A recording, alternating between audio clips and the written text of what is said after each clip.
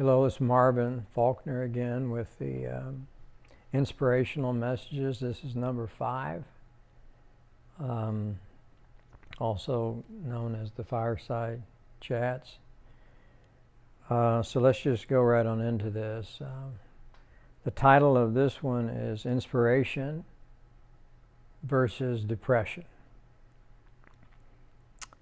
It was a difficult week at work for various reasons, and I'm not led at this time to deliver anything of humor. I want to get right to the message. What do we do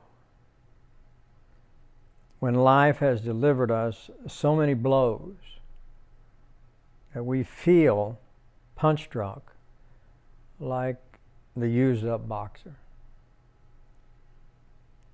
Death, financial ruin, a hate-filled media covering what can appear to be a hate-filled country, represented by intense hatred. This election likely to be the ugliest of any in the modern day. I mean, why? And where do we draw strength to continue?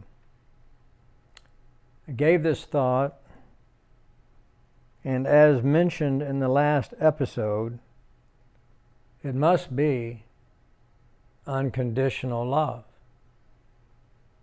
It's the hardest love to give. It's hard to give when nothing appears to be coming back. Well, Friday, I didn't want to go to work. I arose to the reality that was so much different than anything I had imagined.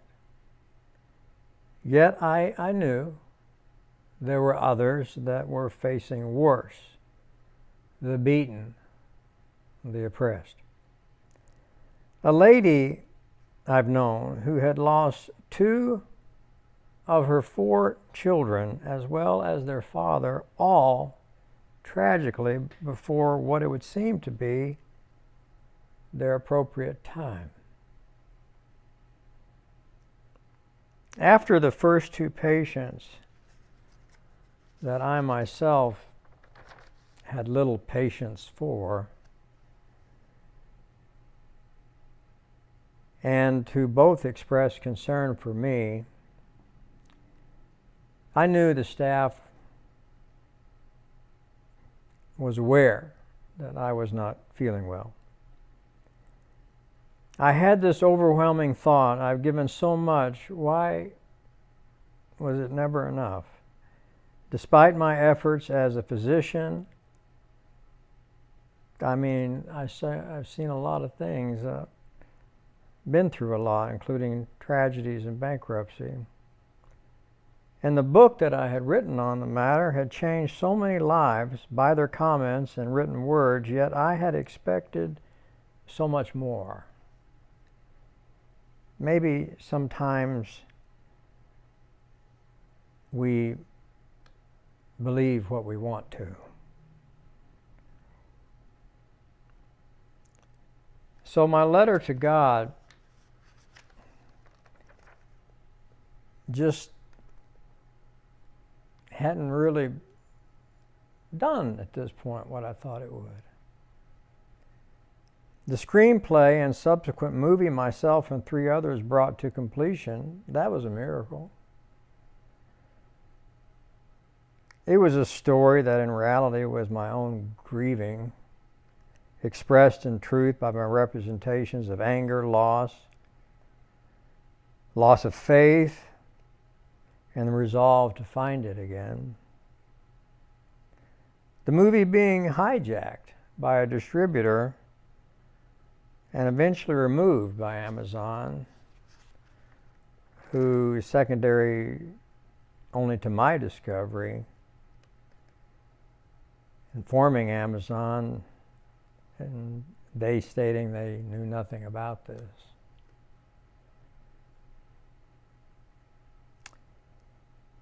So I awoke despite accomplishments and overcoming tragedies, and I thought, I'm just a nobody in this world. Again, referring back to previous podcasts.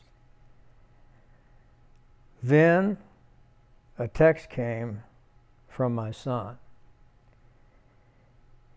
He reminded me of all I had faced and done. His own life being spared to be able to text this message to me. The message with his words so powerful and meaningful, I shared it with only a select few at work who also were struggling with issues. I knew if it was inspiring to me, it would be to them. It would also satisfy them that I was going to be okay. I allowed his words that inspired me so to do the same for them, and it did.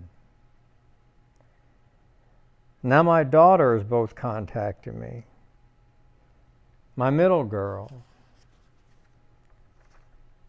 she texted me and came to my defense about my getting upset over someone that reviewed one of the books and gave it a 1 star. Even though there had been few reviews, despite those who have read them, I took satisfaction that the ratings were all 5 stars.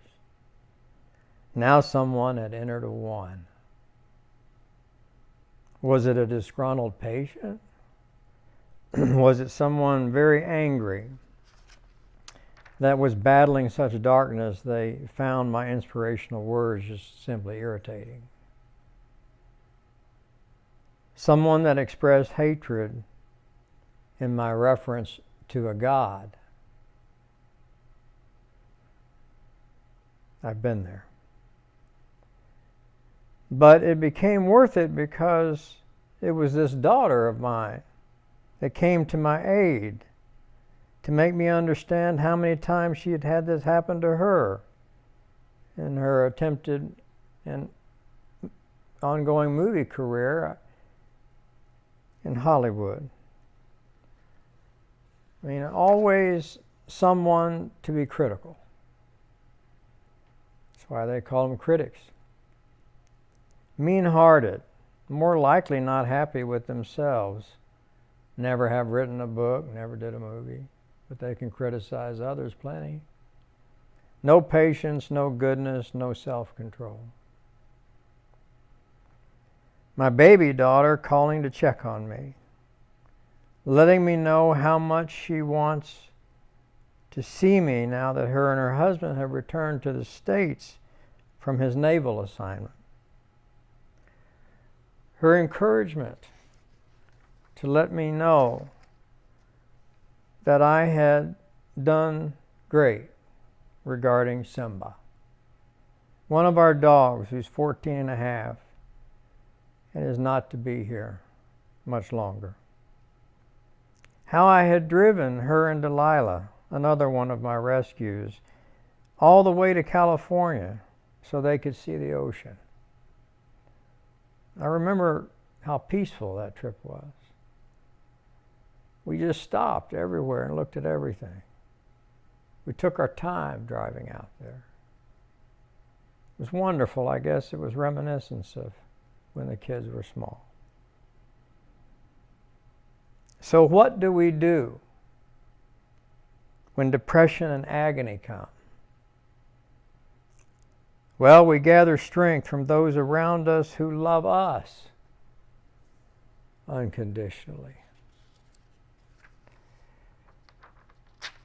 We accept that love and we give it.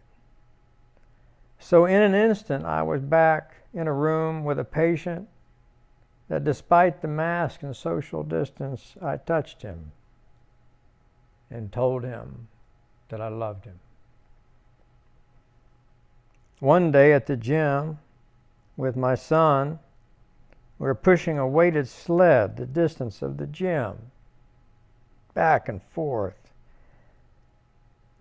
And I got halfway through one session and I thought, this weight is heavy. and I'm done. At that time, I just looked upward and said, I can do all things through Christ that strengthens me.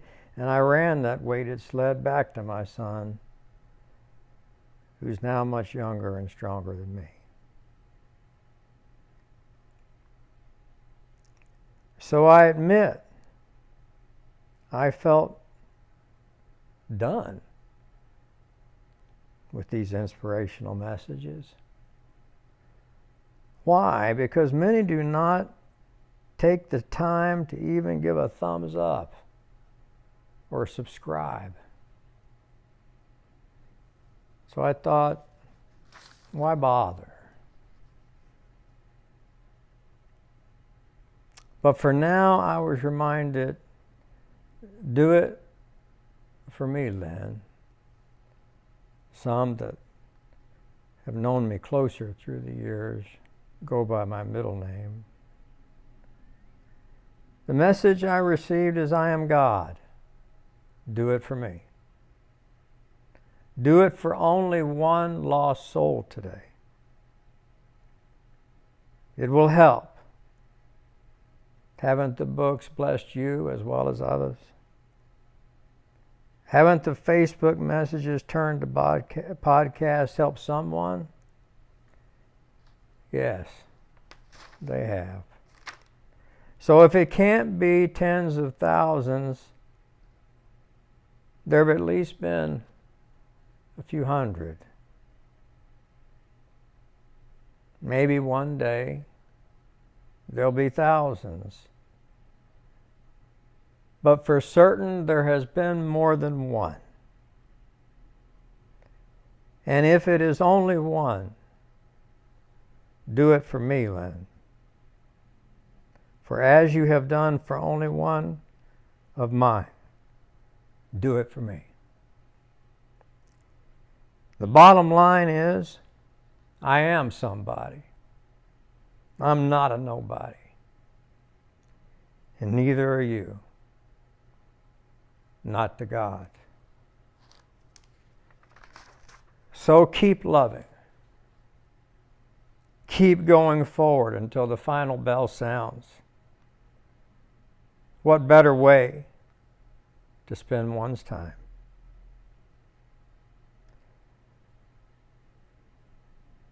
Find rest and assurance through your belief that there is a higher power and there will be true peace and justice someday. And for now, I ask for God's blessing to be upon you. And I ask for certain at this time, at this most difficult time of hatred, that God would bless America. Thank you very much, and good night.